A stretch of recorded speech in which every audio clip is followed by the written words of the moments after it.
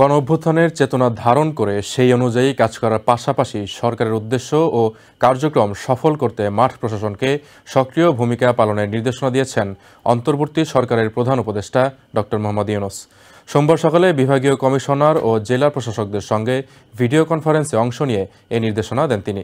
এ সময় পুলিশের মধ্যে থাকা অপরাধীদের বিচার নিশ্চিতের কথাও বলেন প্রধান উপদেষ্টা। প্রধান উপদেষ্টার কার্যালয় থেকে সোমবার সকালে ভিডিও কনফারেন্সে বিভাগীয় কমিশনার ও জেলা প্রশাসকদের সঙ্গে মতবিনিময় করেন প্রধান উপদেষ্টা ড. মোহাম্মদ ইউনূস। এ সময় গণঅভ্যুত্থানের চেতনা ধারণ করে মাঠ প্রশাসনকে কাজ করার নির্দেশনা দেওয়ার পাশাপাশি চলমান প্রকল্পগুলো বাস্তবায়নে আরও মনোযোগী হওয়ার আহ্বান জানান প্রধান উপদেষ্টা। সরকারি কর্মকর্তা হিসেবে এখন যেহেতু পরিস্থিতির পরিবর্তন হয়েছে, সেই পরিবর্তনটাকে আমাদের ধারণ করতে হবে।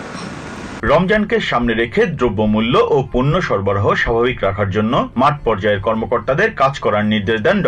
ইউনূস। পুলিশের যেসব সদস্য অপরাধের সঙ্গে জড়িত তাদেরকে শাস্তির আওতায় আনার পাশাপাশি যারা নির্দোষ তাদের কাজের সুযোগ সৃষ্টি করে দেওয়ার আহ্বান জানান প্রধান উপদেষ্টা।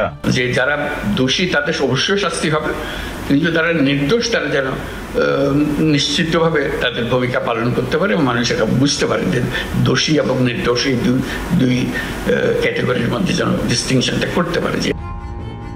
Biprajit Chanda, TVN 24 news desk.